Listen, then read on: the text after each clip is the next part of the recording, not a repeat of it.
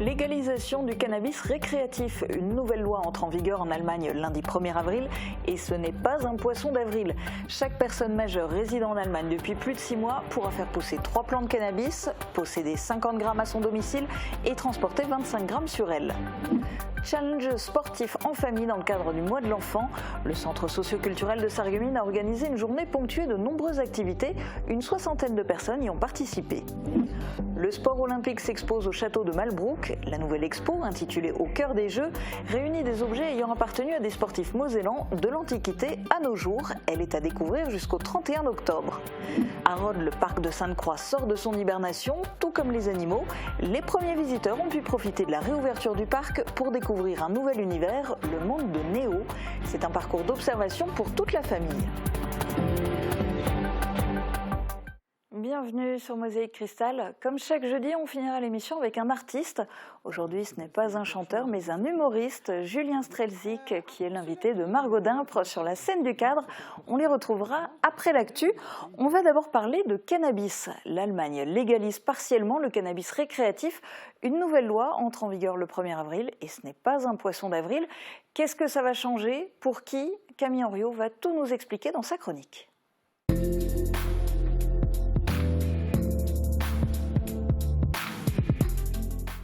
Après Malte et le Luxembourg, l'Allemagne sera le 3e pays européen à légaliser une consommation et production personnelle de cannabis récréatif.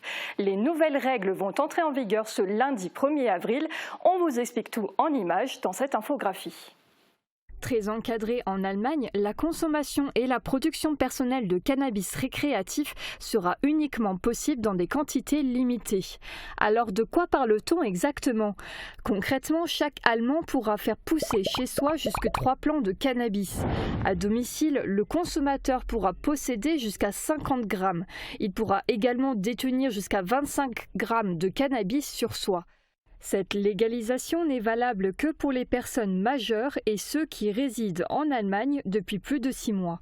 Les Allemands pourront-ils fumer librement sur la voie publique? Même s'ils pourront transporter 25 grammes de cannabis sur eux, pas question de sortir un joint ou de fumer au beau milieu de la journée. La consommation de cannabis à la vue de tous reste interdite, excepté entre 20h et 7h du matin. Interdiction également de consommer à moins de 100 mètres autour des écoles ou encore des centres de jeunesse. Comment tout ça va-t-il être contrôlé? Le gouvernement fédéral allemand compte notamment sur les clubs de cannabis pour effectuer un travail de prévention. Ces associations à but non lucratif vont ouvrir leurs portes d'ici le 1er juillet 2024. Elles pourront accueillir jusqu'à 500 membres et fournir légalement des graines ou des boutures pour la production personnelle de cannabis. Les Français pourront-ils importer et consommer du cannabis depuis l'Allemagne? Cette loi s'applique uniquement pour les résidents allemands. Pour les Français, ça veut dire alors tolérance zéro. La participation au club de cannabis allemand est donc interdite. Si vous êtes pris la main dans le sac par les policiers français pour possession ou consommation de cannabis, vous risquez jusqu'à 3 750 € d'amende et 1 an d'emprisonnement. Si vous conduisez cette fois-ci sous l'emprise du cannabis, vous risquez jusqu'à 2 ans de prison et 4 500 € d'amende. Mais Camille, si je comprends bien, ça veut dire que les Allemands vont pouvoir fumer même dans la rue, en tout cas le soir. Oui, effectivement, Julia, du point de vue législatif, l'Allemagne va même plus loin que le Luxembourg où la consommation de cannabis doit se faire uniquement dans la sphère privée. Cette législation du cannabis récréatif inquiète des deux côtés de la frontière. Voici les réactions des parlementaires de notre circonscription. Moi, ce qui m'inquiète dans cette légalisation, c'est que je pense que dans le cadre tel qu'elle est définie en Allemagne, ce n'est pas un cadre suffisant qui permet de nous prémunir du trafic. Je suis à titre personnel favorable à la légalisation de la consommation de cannabis, je dis bien de la consommation et non pas de la production. Et je pense que notamment quand on dit qu'on a une autorisation à produire à domicile, je crains que ça ne soit pas tout à fait faisable en termes de surveillance, d'encadrement.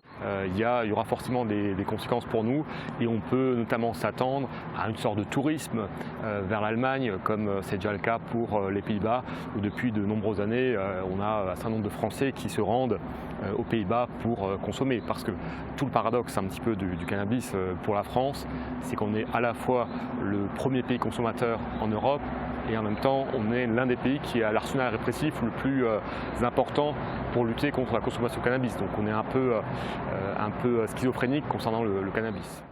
Alors on voit les divergences, mais cette loi ne fait pas non plus l'unanimité en Allemagne. Oui, malgré l'adoption de la loi au Bundestag en février et son passage au Bundesrat vendredi dernier, donc les deux chambres du Parlement fédéral allemand, de nombreuses voix se sont levées contre cette nouvelle loi sur le cannabis, surtout du côté des chrétiens démocrates, parti conservateur en Allemagne. Chez nous, les maires des villes frontalières s'interrogent également sur les répercussions d'une telle législation. C'est le cas du maire de Saarbrück, Uwe Konrad, qui s'inquiète de la hausse du trafic de drogue en général. Il s'est d'ailleurs opposé à l'adoption de cette loi à plusieurs reprises. Selon lui, je cite son communiqué de presse, « Cette loi est mal faite. Cette loi sur le cannabis permet aux dealers de drogue d'agir presque sans impunité. » De notre côté de la frontière, Marc Sangraf, maire de Sarreguemines, est de cet avis. Il s'inquiète aussi pour les jeunes. Est-ce qu'on a vraiment pensé à ce qui peut se passer sur la route? On sait que les statistiques de la police, le cannabis au volant, en toute innocence, eh bien, ma foi, est générateur de difficultés, de problèmes, voire d'accidents. Est-ce qu'on a pensé à tout en ce qui concerne notre jeunesse, c'est-à-dire lorsque on parle de cannabis récréatif, est-ce qu'on s'est interrogé sur le besoin d'aller vers une drogue lorsqu'on pense à quelque chose de récréatif? Il y a en amont énormément de questions qu'on peut se poser et aujourd'hui, beaucoup ont demandé des compléments sur cette loi, sur cette décision et je pense que cela méritait aussi peut-être des échanges transfrontaliers sur le sujet puisque évidemment les pays voisins seront tous impactés. Le maire de Sarreguemines, comme celui de Saarbrück, aurait souhaité davantage de dialogue frontalier sur les enjeux autour de cette loi allemande. De son côté, Pascal Conigliaro, député allemand, se veut plutôt rassurant. Il préside la commission Europe au Landtag, le parlement de la Sarre. Nous, en tant que Land de Sarre, nous avons la possibilité d'exercer une influence sur la Chambre haute au sein du Conseil fédéral et nous avons essayé de le faire, mais il a quand même été adopté à la majorité, ce qui est légitime et en ordre. Maintenant, il s'agit de mettre en œuvre la loi et les premières expériences pratiques qui vont arriver. Il est difficile de prédire ce qui va se passer exactement, c'est pourquoi il y a une incertitude, même dans le contexte transfrontalier. Nous regardons de près ce qui se passe, c'est aussi comme ça. S'il y a une période où il faut faire des améliorations ou changer quelque chose, alors l'affaire sera à nouveau évoquée et elle sera à nouveau modifiée. Et je peux comprendre que des gens qui ont des responsabilités politiques en France disent qu'ils sont un peu incertains et qu'ils veulent voir ce qui se passe en Allemagne. Ce député, membre des sociodémocrates à la Chambre basse du Parlement sarrois, est convaincu qu'un meilleur contrôle des substances permettra de lutter contre les dealers et le marché noir. Il croit également en la politique de prévention pour combattre la hausse des consommateurs côté allemand. Alors justement, quel est l'avis des principaux concernés, les consommateurs de cannabis? Eh bien, pour le savoir, Julia, j'ai rencontré un consommateur résidant en Sarre. Il a accepté de témoigner anonymement pour Mosaïque Cristal. Ce qui est intéressant dans la loi, c'est que l'on peut soi-même cultiver son cannabis, donc on a encore plus le contrôle sur ce que l'on récolte au final. Mais sinon, je ne pense pas que ça va changer beaucoup de choses pour moi. Et je trouve la loi vraiment compliquée. Ils ont, selon moi, essayé de mettre tout le monde d'accord, ou du moins de calmer l'opposition, mais maintenant on a créé une loi qui est tellement compliquée. J'ai l'impression que les législateurs ne comprennent même pas dans quelle situation les gens se procurent du cannabis. So kompliziert ist, ich weiß nicht, ob die es gemacht haben, selber genau wissen, in welcher Situation man wie an Cannabis kommt. Und wenn man 3 Pflanzen anbauen darf aber nur 50 Gramm. Si on peut planter 3 plants de cannabis, mais que l'on n'a le droit d'avoir que 50 grammes à la maison, ça ne va pas fonctionner très longtemps, car chaque plante peut déjà procurer plus de 50 grammes de cannabis. Donc je me demande comment ça se passe. Qu'est-ce que je fais si j'ai déjà 150 grammes lors de ma récolte? Comment je réagis? Est-ce que je fais moi-même une déclaration? Dois-je me rendre à la police? Ce sont mes interrogations que j'ai, car ce n'est pas très clair.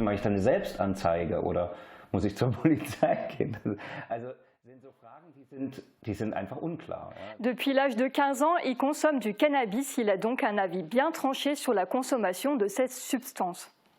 Ich habe die Forschung dazu ein bisschen verfolgt und aus meiner Sicht ist Cannabis keine Einstiegsdroge. Das ist natürlich. J'ai regardé un peu les travaux de recherche à ce sujet et pour moi, prendre du cannabis ne pousse pas forcément à la consommation de drogue dure. Même si j'ai commencé le cannabis quand j'étais adolescent, je n'ai jamais pris de drogue dure. Je connais la dangerosité d'autres substances et je n'y touche pas car je ne veux pas ruiner ma santé. Je ne veux pas devenir addict et ne plus jamais en sortir. C'est pourquoi je vois le cannabis comme moins dangereux que l'alcool par exemple.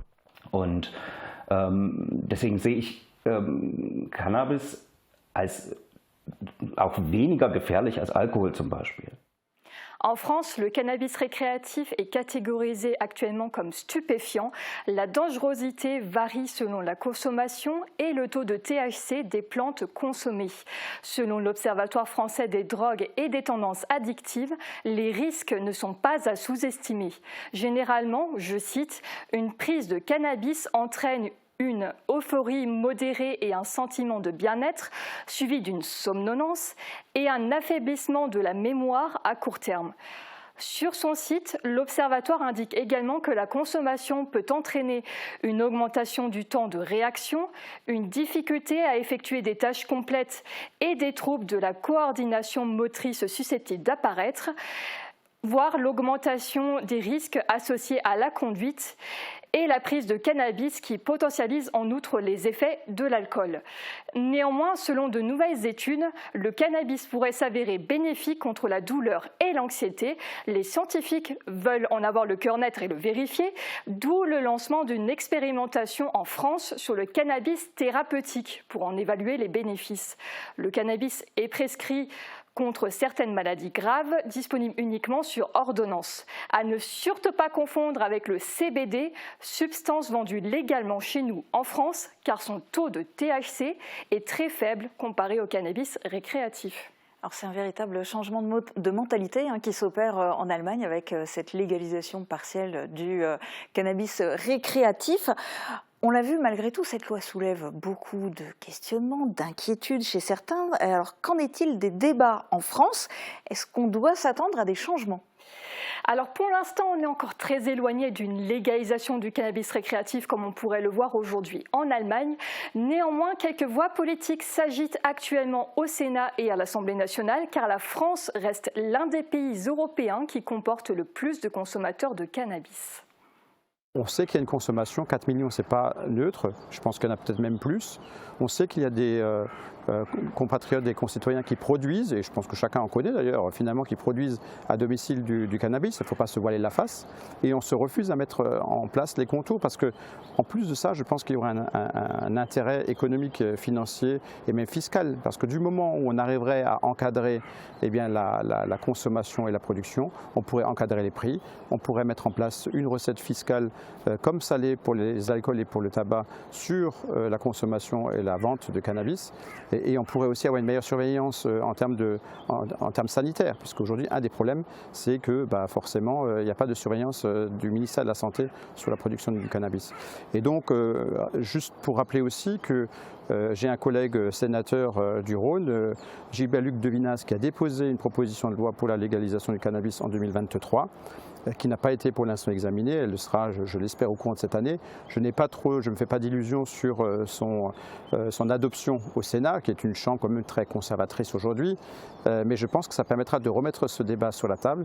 Et encore une fois, je pense qu'il faut que l'on évolue sur le sujet parce que c'est une réalité et que ce sont des générations aujourd'hui de gens qui consomment le cannabis. Et encore une fois, je fais une vraie différence entre le cannabis et les autres drogues qui sont des drogues dures et qui ont un impact sur la santé des Français.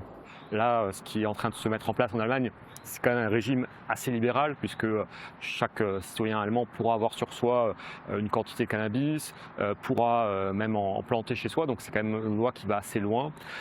Et donc, je pense qu'évidemment, il faut qu'on ait ce débat en France, mais je dirais qu'il n'y a pas forcément urgence et que ce n'est pas forcément, je pense, un sujet qui doit être traité dans les semaines qui viennent. Je pense que l'exemple allemand peut-être justement nous permettre de voir un peu comment ça se passe en Allemagne et pour prendre exemple et pour voir un peu quels sont les effets de cette nouvelle loi. Je pense que de toute façon, dans une république et dans une démocratie, on se pose sans arrêt des questions. Rien n'est jamais acquis, les choix sociétaux sont des choix qui évoluent dans le temps, mais il est important d'avoir toujours le débat parce que même si on reste sur la question d'un interdit, d'une tolérance zéro, etc., il faut savoir pourquoi, et ça doit être une adhésion qui n'est pas qu'une adhésion politique, qui est une adhésion à la fois du bon sens, c'est-à-dire que chacun peut s'exprimer sur le sujet, et puis c'est une adhésion qui doit reposer sur une réflexion, sur des éléments d'objectivité et pas sur des éléments de facilité. Il ne s'agit pas, là non plus, de plaire en prenant une décision à la fois négative ou positive, mais il faut s'appuyer sur des faits réels, mesurables, mesurés, et sur l'expérience que nous avons en société.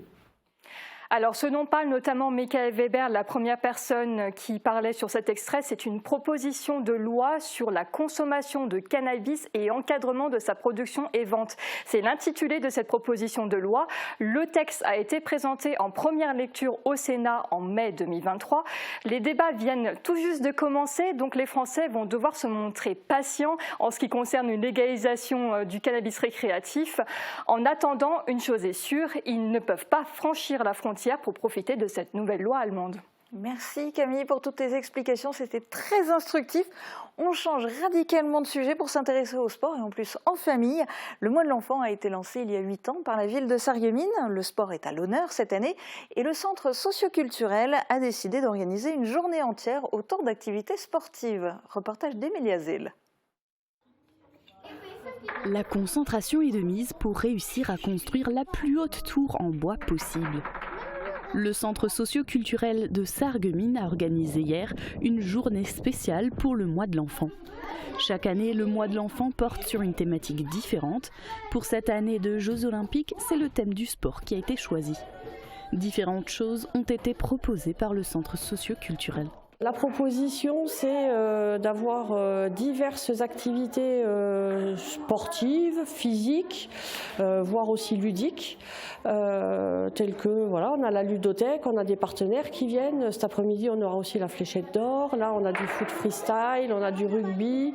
On aura aussi un parcours de motricité. Donc voilà, diverses activités auxquelles les familles et aussi des groupes, hein, puisqu'on a des groupes tels que voilà, les Francas, ou aussi des groupes de jeunes de Beau Soleil qui viennent avec les animateurs de la ville. Un roulement sur les différentes activités a été organisé pour permettre la pratique de plusieurs sports. Les participants sont ravis de pouvoir en profiter.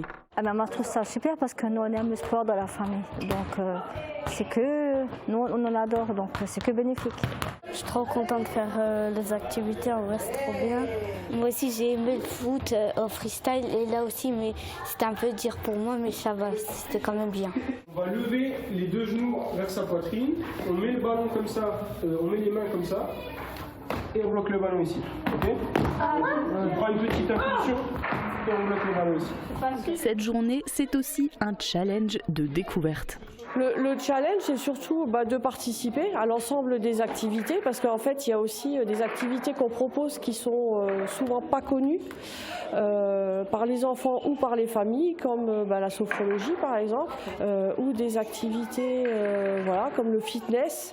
Donc voilà, c'est aussi l'occasion de faire découvrir aux enfants et aux familles des activités nouvelles auxquelles ils n'ont pas toujours accès. Sur la totalité de la journée, une 60aine de personnes étaient inscrites.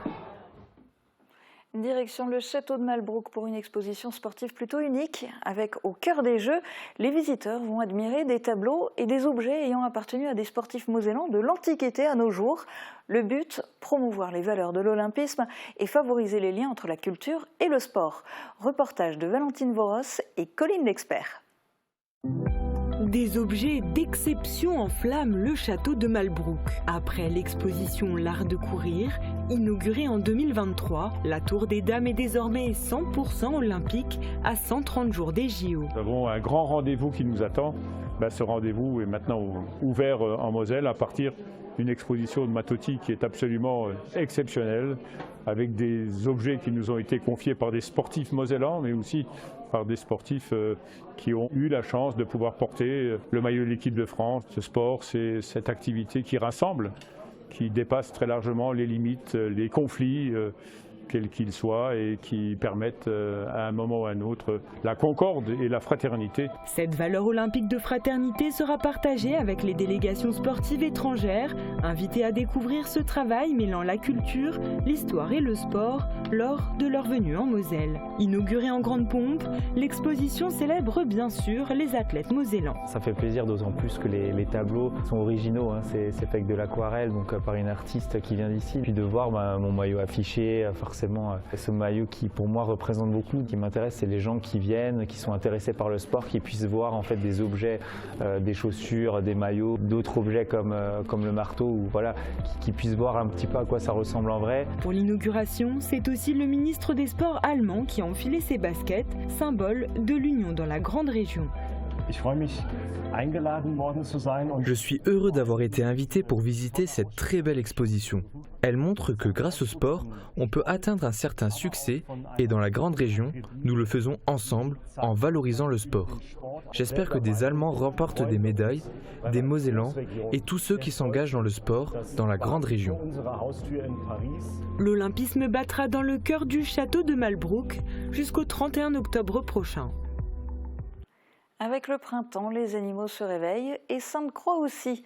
Situé à Rhodes, le parc animalier a rouvert ses portes avec une nouveauté, le monde de Néo. Qu'en pensent les visiteurs? Emma Facchetti est allée à leur rencontre. Malgré de nombreuses averses, ces visiteurs n'ont pas hésité une seule seconde à passer leur journée au parc animalier. On aime bien ce parc et donc pour le faire découvrir aux petits le parc pour la première fois de sa vie. Pour l'instant, il n'y a pas beaucoup de monde, donc c'est bien, ça va être bien agréable d'être un peu tout seul, presque.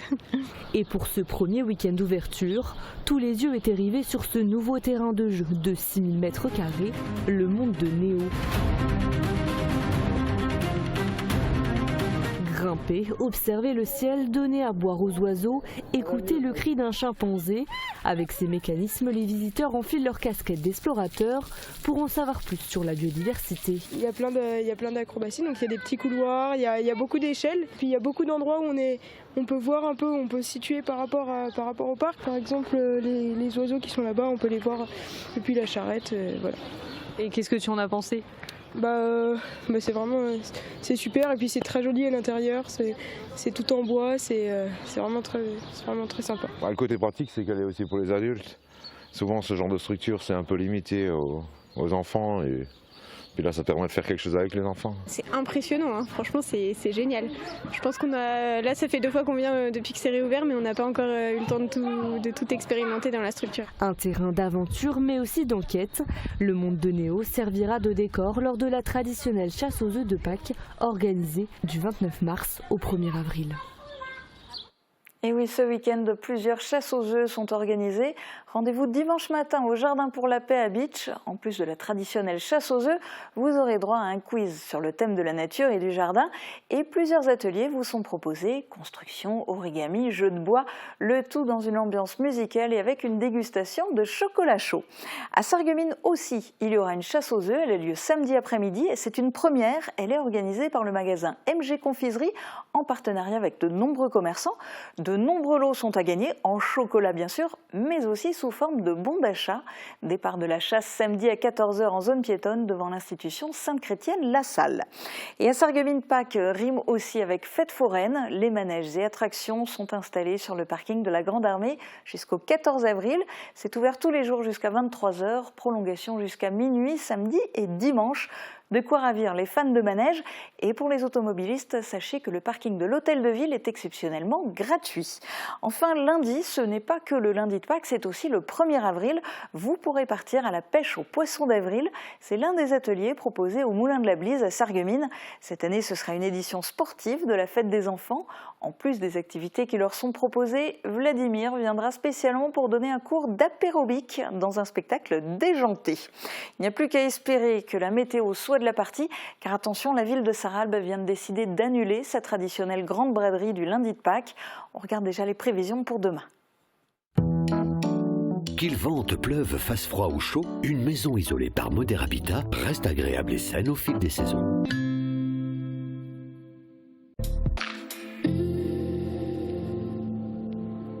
Moi Bonjour tout le monde, on se retrouve déjà pour le dernier jour de notre grand jeu de Pâques. Hier, c'est Andrea qui a trouvé le paquet caché à Götzenbrück. Mais aujourd'hui, ce sera peut-être vous puisqu'il me reste un dernier paquet à cacher. Et comme promis, je suis venue à Bettviller aux abords de la mairie et de l'école primaire. Et je pense que par ici, ce sera l'endroit parfait pour le cacher. Je m'occupe de ça et je vous retrouve tout de suite après la météo. Demain sera la journée la plus grise de la semaine. La matinée débutera sous une épaisse couche nuageuse et des averses vont nous accompagner tout au long de la journée. Côté température, les minimales tourneront autour des 8 degrés et les maximales des 11 degrés. Demain, nous fêtons les Gladys et il fera jour de 6h13 à 18h58. Le paquet est caché, c'est maintenant à vous de jouer. Merci encore d'avoir participé à notre jeu. J'espère qu'il vous a plu autant qu'à moi et je pense qu'on se retrouvera encore l'année prochaine. Passez tous encore une très belle journée et de joyeuses fêtes de Pâques.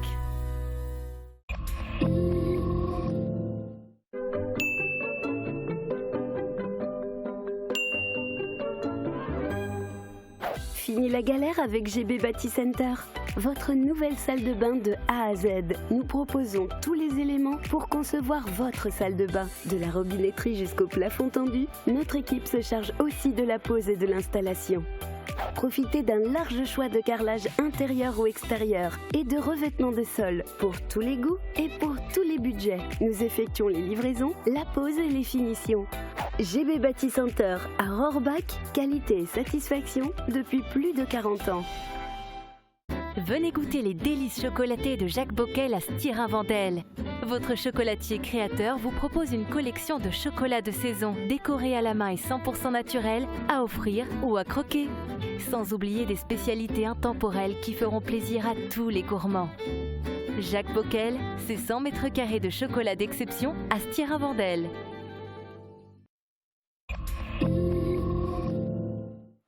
L'artiste de la semaine dans le cadre est un humoriste qui a fait plus de 1600 représentations depuis 11 ans qu'il monte sur scène.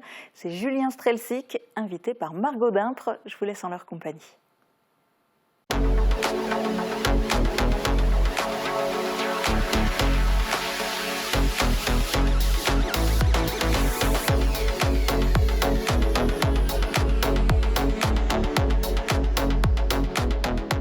Bonjour à tous, bonjour à toutes et bienvenue dans le cadre et l'émission qui accueille pour vous les artistes de chez nous. On vous l'avait dit et on a tenu parole ici, on invite tous les artistes. Alors jusqu'à maintenant, on a surtout écouté les douces voix des artistes de notre secteur. Mais l'invité que je reçois aujourd'hui fait dans l'humour. Il a fait d'un rêve de gosse une réalité en faisant les premières parties de Gad Elmaleh, Anthony Cavana, Olivier de Benoît et j'en passe. Je vous prie, mesdames et messieurs, d'accueillir Julien Strelzik. Bonjour. Bonjour. Je vais vous raconter une petite anecdote de tournée. J'ai joué à Marseille il n'y a pas longtemps. Je me promène sur la Canebière. Tu sais, parce qu'un one-man show, toute la journée, t'es seul et j'avais trois représentations. Donc un après-midi, j'entends sur la Canebière « File-moi ta bouteille, je bois un schluck !» Je dis « Punaise, des Mosellans !» Je vais vers eux, je leur dis « Vous êtes de Moselle ?» La dame ne me calcule pas, elle regarde son mari, elle dit « Oh yeah, mais comment il peut savoir ?» C'est incroyable. Je leur dis, mais je suis de là-bas, donc vous pouvez me dire, vous venez d'où? Elle me dit, de Metz. Je dis, Metz, à côté. Je dis, oui, là, dans le à côté, il y a au moins un péage. Je ne sais pas si c'est Luperschluss ou Saint-Avold. Elle me dit, à Porcelette. Là, il y a des gens qui entendent qu'il y a une ville qui s'appelle Porcelette en France, donc ils sont pas bien, tu vois, les Marseillais, ils ne savaient pas. Oh putain, c'est où tout ça? Qu'est-ce qui se passe? Et je continue, je dis, Porcelette. Et là, elle me répond, à côté. Mais dites-moi, parce que je connais vraiment tout. À Bambi-Dorstrophe. Et je me dis, c'est vrai qu'à 1000 km de Bambi-Dorstrophe, t'as pas forcément envie de dire tout de suite ça. Je me rends compte. Bon, j'ai deux spectacles. J'ai un spectacle sur la paternité, sur la vie de jeune papa. Je suis papa depuis 3 ans et demi. Je vous fais un petit extrait. Un public de malades. Donc je vous fais un petit extrait. Je suis papa et j'ai remarqué plusieurs trucs en tant que papa. Par exemple, tu sais, quand on a fait la liste de naissance, moi ce qui m'avait angoissé, c'était qu'on allait dans les magasins et comme on allait toujours dans les mêmes magasins et qu'il y avait exactement les mêmes choses, au bout d'un moment je me suis amusé. J'ai vu un lit parapluie, il y avait un lit parapluie. J'ai dit à la vendeuse, excusez-moi, un lit parapluie, parce que nous on n'a pas prévu de le mettre dehors quand il pleut pour faire une sieste. Non, c'est un lit qu'on pose au sol. Mais pourquoi vous l'appelez pas le lit parasol? Ah, bah, je vais en parler au chef. Je continue mon petit périple dans le magasin et je vois qu'il y a un tapis d'éveil. Un tapis d'éveil pour des enfants toujours éveillés. Réveillés, c'est pas un tapis d'éveil qu'il faut inventer, c'est un tapis de sommeil. Ça, ce serait l'invention du siècle. T'imagines le bébé, tu le poses sur le tapis. Non mais il y a des milliards d'euros à se faire. Il faut le développer et le fabriquer en Inde. Le tapis de sommeil, il faut fabriquer en Inde. Pourquoi en Inde? Parce qu'en Inde, les bébés roupillent. Van hyper technique. Je vois d'ailleurs que certains n'ont pas compris, mais comme ils ont vu les autres applaudir, ils se sont dit « Ah ouais, elle est bien ». Ensuite, j'ai remarqué un autre truc. Il y a des parents qui m'angoissent. Il y a des parents qui se tatouent les prénoms des enfants. Ça, je ne comprends pas le principe. C'est vraiment angoissant. J'ai un pote, il a tatoué Enzo et Emma sur les avant-bras. Je lui dis, mais t'as pas besoin de post-it, tu connais quand même le prénom de tes enfants. Tu t'es jamais réveillé un matin en faisant, merde, Enzo, Emma. Et ce qui m'a pas rassuré, c'est qu'il m'a fait, ah ouais. Et je comprends pas ceux qui se tatouent les prénoms de leurs enfants. À la limite, si t'as Alzheimer, tu vois, ou t'as 10 enfants. 10 enfants, je comprends. Oh Michael, tu relâches tout de suite ta sœur Jessica, sinon vous êtes punis de télé comme Louane. Là, je comprendrai.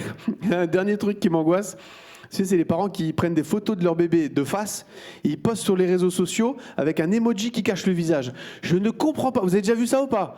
C'est terrible, c'est con. Nous, on est en commentaire, on ne peut pas commenter la photo. On fait « Oh, waouh, il a 2 bras, félicitations ». Tu peux rien dire, quoi. Et donc, j'ai analysé tout ça. Et le dernier en question, c'est un pote qui s'appelle Seb. Et il travaille à Sarreguemines, c'est ça qui est dingue aujourd'hui, il travaille à Sarreguemines, espace vert, il est jardinier. Et je lui dis, pourquoi tu fais ça? Il me dit, Julien, j'ai peur du kidnapping. Mais je dis, mais ils vont kidnapper, pourquoi tu es jardinier aux espaces verts de Sarreguemines? Tu crois que le gars qui va kidnapper ton fils, il va dire quoi? Allô, on a votre bébé, on voudrait 38,60 € et des arbustes, là, les mêmes que vous avez mis devant la gare de Sarreguemines. Il me dit, ah ouais, c'est con parce que c'est pour les stars et les milliardaires. Je dis, bah oui, c'est comme si tu prends une nouvelle voiture, tu fais des photos de ta nouvelle voiture et tu postes les photos de ta voiture, la voiture est bâchée. Sur les réseaux sociaux, ils vont dire quoi si la voiture est bâchée? Ils vont rien voir.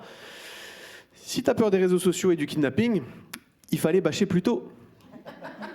Il fallait laisser ton fils dans 25 cm de latex. 16. 8. Voilà, on finira sur la taille de mon sexe. Merci, merci à vous. Merci. Julien Strelzik, messieurs, dames, viens me rejoindre. Julien, bonjour. On s'assoit comment? Comme tu veux, à droite, à gauche. C'est quand même un canapé. En face, ouais. On peut être comme ça. Ah, c'est multifonction. On peut être comme ça. On peut faire comme ça. Ah, tu peux faire ce que tu veux. Comme ça c'est bien? Ouais, comme ça, c'est bien. Allez. Ça va? Là, c'est bon par rapport à la caméra? Ah, bah oui, il s'adapte. Je suis obligé de croiser aussi. Comment ça va? Alors, je suis ravie que tu sois là. Merci, moi Déjà, aussi. c'est la première fois qu'on a un humoriste sur le cadre et moi, j'ai beaucoup ri. Voilà, tu as fait un petit mélange de tous tes spectacles. Alors, on va te présenter quand même rapidement. Tu as fait plus de 1600 représentations depuis ta carrière qui a commencé il y a 11 ans. Aujourd'hui, tu montes sur scène, t'es un peu comme à la maison. On a toujours le trac, on a toujours le stress, surtout là dans ces conditions, parce qu'on a une douzaine de personnes qu'on a vues avant, qui nous ont vu faire les répétitions, donc c'est un stress particulier aujourd'hui. Mais on a toujours le petit trac quand même.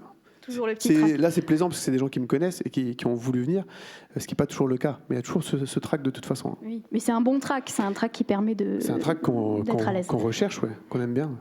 Ta carrière, elle a commencé, tu avais 29 ans. C'est à cet âge-là que tu montes sur scène pour la première fois devant un public, si je ne me trompe pas? Ouais, parce que j'ai la trentaine qui est arrivée. Et moi, j'avais cru pendant longtemps qu'il y a quelqu'un qui viendrait sonner à ma porte pour me dire, Julien, quand est-ce que tu commences ta carrière? Et en fait, comme il n'a jamais sonné, j'ai dû prendre ma carrière en main. Ouais. Donc à 29 ans, je me suis dit, là, il faut commencer. Et après, par contre, je n'ai pas arrêté. J'en ai fait 1600 en 11 ans, c'est énorme. Ouais. Et c'est la preuve qu'il n'est jamais trop tard aussi. Puisque beaucoup se disent, je suis trop vieux, je ne ferai plus rien. Et ce n'est pas vrai. Ouais, on peut toujours se lancer à n'importe quel âge, bien sûr. C'est un métier qui est compliqué, parce que c'est vrai que des humoristes, il y en a plein. Et il y en a vraiment beaucoup qui marchent très bien, même en France. T'as pas eu peur de te dire je me lance dans un truc En fait, j'ai pas réfléchi. J'ai pas réfléchi au fait que ce soit un métier. J'ai pas réfléchi au fait qu'on pouvait gagner sa vie. Je me suis juste dit j'ai envie de faire marrer les autres, quoi. Moi, je trouve ça formidable le côté rendez-vous. On a rendez-vous avec des gens qui viennent pour passer un bon moment et à moi, ça me fait passer un bon moment. C'est un truc assez fou. Donc c'est ça que je recherchais. Puis finalement, après, j'en ai fait une carrière, mais c'était pas du tout voulu au début. Enfin, je me suis pas dit c'est bon, je vais faire carrière. Alors, je vais te raconter une petite anecdote personnelle. Moi, je t'ai connue, en fait, il y a 5 ans. J'ai débarqué ici, je suis picarde. Et en fait, je suis allée à l'office de tourisme, ce que fait n'importe qui arrive dans une région. Et en fait, j'ai trouvé les expressions mosellanes illustrées. Ah, le petit bouquin, ouais. Voilà. Et c'était un mois avant Noël. Et j'ai ramené ça dans ma famille. Et on s'est vraiment bien marré. Et t'as plus du tout de nouvelles de la famille? Ils se sont dit qu'est-ce que c'est que ce truc? Ils n'ont jamais remis les pieds ici. Non, je rigole. Ils adorent la région aussi. La langue locale, c'est là que je voulais en venir. Tu as décidé de la tourner un peu en dérision et d'en faire ton terrain d'humour. Ouais, j'ai remarqué, en fait, moi, le truc qui m'avait fasciné, c'était Danny Boone avec Bienvenue chez les Ch'tis. Et je me suis dit, c'est bizarre que je vois jamais de Mosellans ou de Lorrains qui jouent avec ça. Enfin, j'avais jamais remarqué ni à la radio ni à la télé. Donc je me suis dit, je vais devenir un peu l'ambassadeur. Et puis quand j'ai commencé à faire ça, ça a tout de suite marché. Au début, j'ai fait l'accent, les noms de villes, les expressions. Et puis, ça a tellement bien marché que j'ai continué à travailler là-dessus. Et puis, ça a créé plein de sketchs. Puis, il m'arrive vraiment des trucs, là, comme les gens que je rencontre à Marseille et qui ont l'accent mosellan et qui s'en rendent pas compte. Toutes ces choses-là, je l'ai beaucoup travaillé. Et je suis fier parce que maintenant, même si on me voit à Marseille, à la fin, on sait que je suis mosellan et on sait que je viens de Lorraine. Ouais, tu es fier de tes terres d'origine. Ouais. C'est important. Tu as toujours été comique dans ta famille? Tu as toujours été le gosse qui faisait un peu l'animation au repas de famille? Avec les gens que je connais bien, oui. Mais pas avec les gens que je connais pas. C'est-à-dire que j'étais pas celui qui faisait le clown avec des inconnus dans la rue à faire n'importe quoi. Par contre, avec les membres de ma famille, mes amis ou ma classe, oui, je devenais même certainement un peu chiant.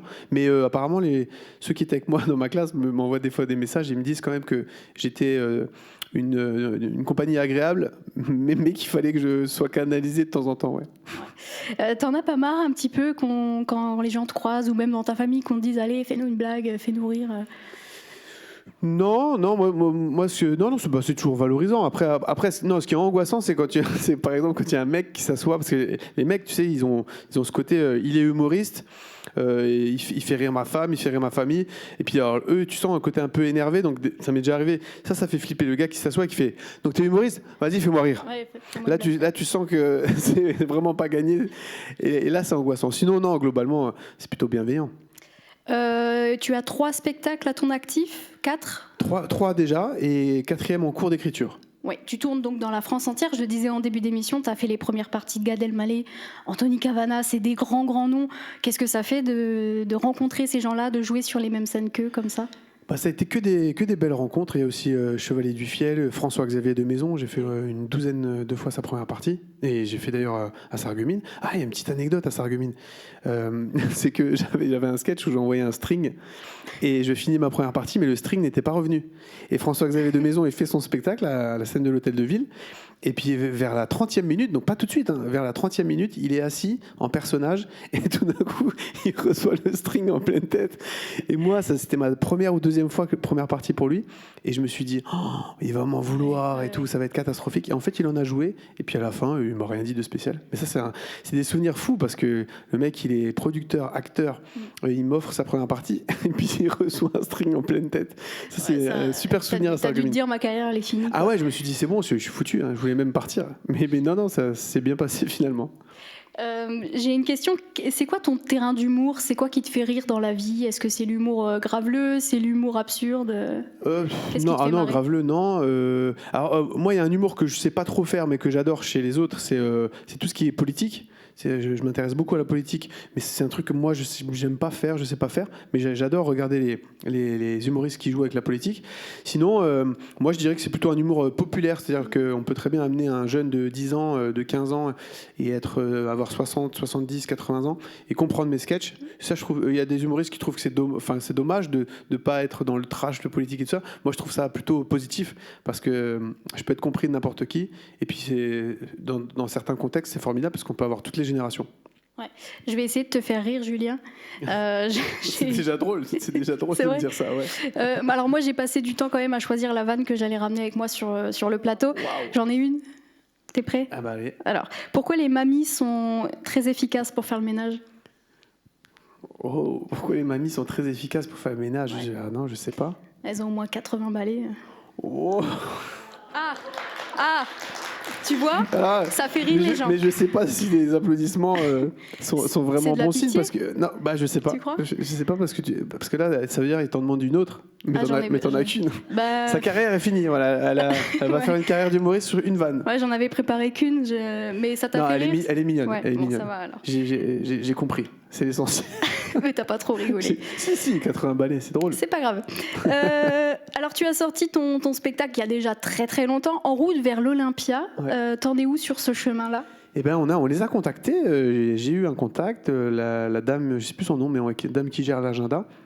Mais en gros, elle m'a dit, écoutez, vous avez l'air sympathique, vous avez effectivement une petite carrière qui est intéressante, bravo, mais on a 3000 demandes par an, et donc ce ne sera pas possible. Donc pour l'instant, je me suis fait refouler un peu comme en boîte de nuit, ce ne sera pas possible, on est au complet, mais pourquoi pas un jour? Ah ouais, après, l'essentiel, c'est de créer, de proposer, puis un jour, si ça doit se faire, ça se fera. D'accord. C'est juste une question de liste d'attente alors? Oui, vraiment, en plus. Hein. Et puis de contact, peut-être qu'il faut, faut tirer les bonnes ficelles. Moi, pour l'instant, j'ai pas le bon contact. Mais on a demandé en tout cas. On a eu vraiment un premier lien. Moi, je te le souhaite vraiment. Merci, c'est gentil. Il y a 3 ans, un peu plus de ça, tu es devenu papa. C'est une nouvelle source d'inspiration pour toi? Le 7 février 2019, bah oui, là j'étais encore avec lui ce matin. Moi, je trouve ça formidable. Je suis un papa gâteau, un papa poule, et je note plein de trucs, tout ce qui se passe tous les jours. Il me dit, l'autre jour, il regarde le match d'équipe de France. Je trouvais ça magnifique. Il regarde le match d'équipe de France, la Coupe du Monde, et puis il me dit, papa, emmène-moi tout de suite en équipe de France. Et j'ai trouvé ça génial. J'ai dit, mais c'est vrai, pourquoi s'emmerder à jouer au FC Sarreguemines? autant aller directement en équipe de France. Mais non, mais ils ont des flashs comme ça qui sont phénoménaux. Et tu sais pas quoi répondre. Tu dis, bah oui, on est bête. Ah non, mais je lui ai dit ça. Je lui ai dit, c'est vrai, t'as raison, on va pas s'emmerder à jouer en club en Moselle, on va aller tout de suite en équipe de France. Bon, il comprend pas forcément toutes les vannes que je fais, mais ils sont vachement futés, ils sont très intelligents à cet âge-là. Ouais. Juste une dernière question. Tu as décidé de créer ton festival aussi, on peut en parler, un festival de jazz et d'humour à Montreux, mais pas le Montreux qu'on connaît, le Montreux de chez nous. Ouais, un Montreux dans le 54, entre Baccarat, Blamont et Badonvillers, pas loin de Sarrebourg d'ailleurs, donc c'est aussi proche du 57. Et quand j'ai appris qu'il y avait un village de 50 habitants qui s'appelait Montreux comme en Suisse, je me suis dit ce serait cool qu'on ait le nôtre en Lorraine. Et j'ai fait les démarches. Au début, je me suis fait raccrocher au nez par le maire qui m'a dit « On n'a pas d'argent !» Mais j'ai dit « Non, mais je vais organiser. Oui, mais on n'a pas d'argent !» Et finalement, je l'ai harcelé et il m'a dit « Ok ». Et on a fait déjà 6 éditions. Eh ben, félicitations Merci. pour ça. Julien, j'ai une dernière question avant que tu remontes sur scène pour nous faire un prochain sketch. On passe à la question hors cadre. C'est un genre de tu préfères. Ok. Alors, je te propose de rejouer un sketch. On va pas te le faire, mais imagine que tu dois rejouer un sketch mythique de l'humour français.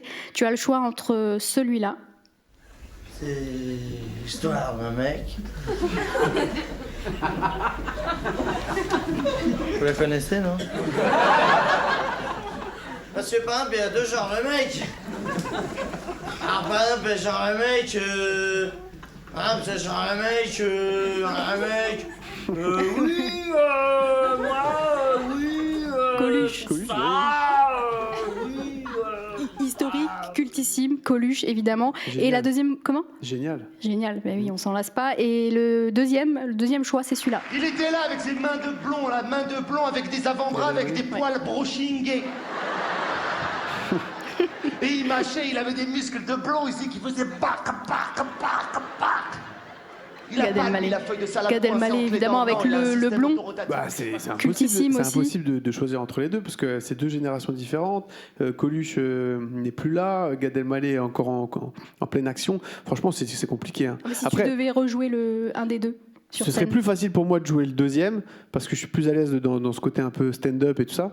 Donc plutôt Gad Elmaleh, mais après Coluche, j'aime bien aussi faire des fois les mecs bourrés. J'ai pas trop de sketch, mais les mecs un peu bêtes et bourrés, je sais bien faire aussi.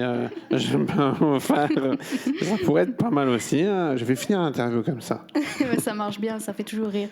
Je te laisse nous faire rire encore une dernière fois. Ok. Combien de minutes? Je te laisse rejoindre la scène. Le temps que tu veux.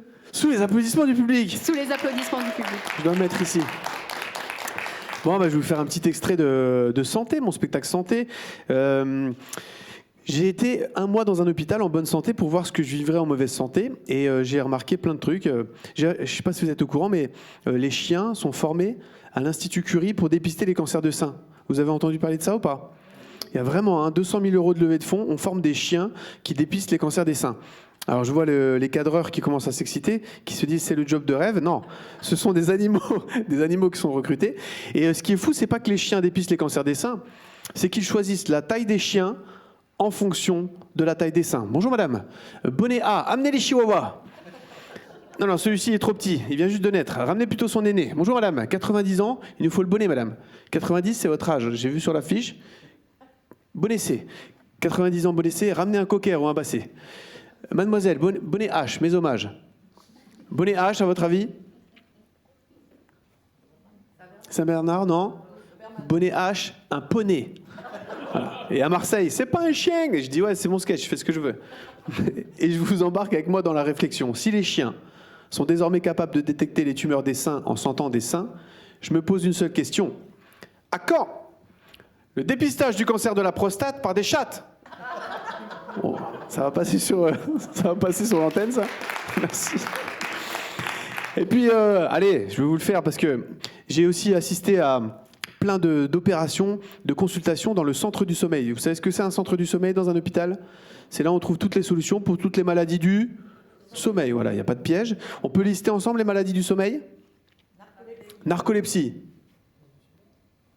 apnée du sommeil, insomnie, ronflement.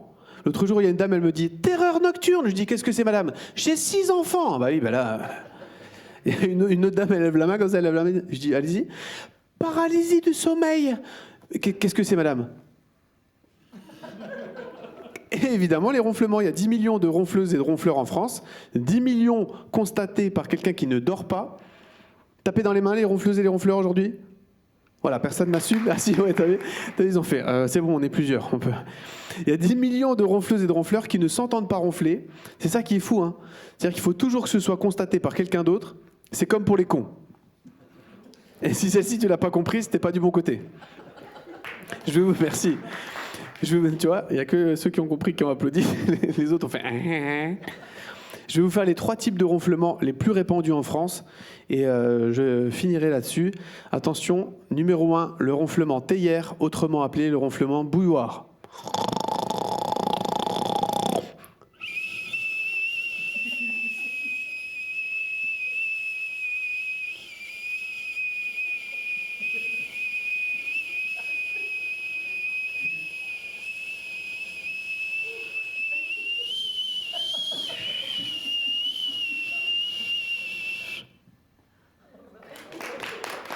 Voilà, et ça c'est frappant dans mon spectacle, c'est toujours un élan du public à ce moment-là. Et je me dis peut-être qu'il faut que j'arrête ma carrière d'humoriste. Je vais dans un cirque, je fais payer 18 €, le ronflement le plus long, puis après je m'en vais quoi. Numéro 2, le ronflement aller-retour avec apnée, avec jambes sans repos.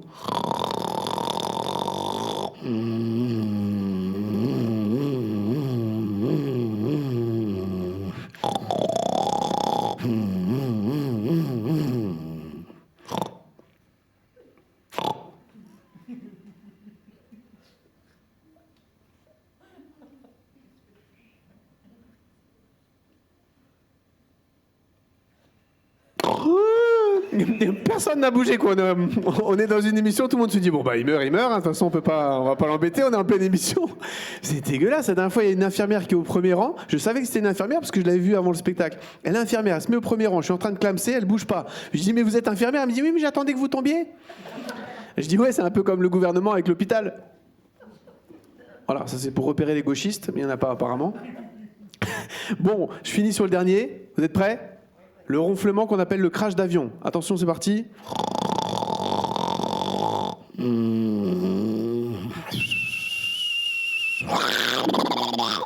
Bon, j'arrête parce que j'ai des glaires. Merci.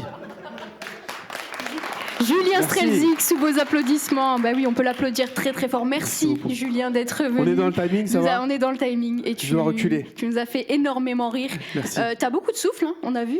Ouais, t'as déjà pensé à faire chanteur?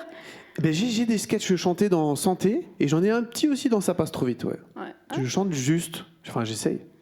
Ok, bon ça c'est, on verra. J'irai voir et Ouais, je te il faut dirai. venir, ouais, bien je sûr. te dirai. Bon, avant de te quitter, des actus, on peut te retrouver sur scène bientôt en 2023 peut-être. Ouais, alors en Moselle-Est, c'est pas prévu parce que là j'en ai fait pas mal, mais il y aura certainement dans les prochains mois. J'ai un nouveau spectacle qui sortira en avril-mai 2023. Et pour l'instant, je dévoile pas le thème, mais bientôt je le donnerai sur les réseaux. Et puis j'ai un petit bouquin aussi sur les villes mosellanes. Je vais faire un peu la même version que j'avais fait pour les expressions, mais sur les villes. Donc ça, ce sera aussi en 2023. Un gros potentiel comique là pour le coup, parce que Ouais. des villes, on en a pas mal qui sont rigolotes. On va illustrer Beach, Froid-Cul, l'hôpital, tout ça. Ouais, ça va donner. J'ai pas encore trouvé l'idée pour Bambi Durström. Julien Strelzik, sous vos applaudissements encore Merci une dernière beaucoup, fois. Merci. À bientôt, Merci à vous, Julien. Merci pour l'invitation. Merci à tous d'avoir regardé Le Cadre et l'émission qui donne une scène aux artistes locaux. On se retrouve très bientôt. Ciao, ciao.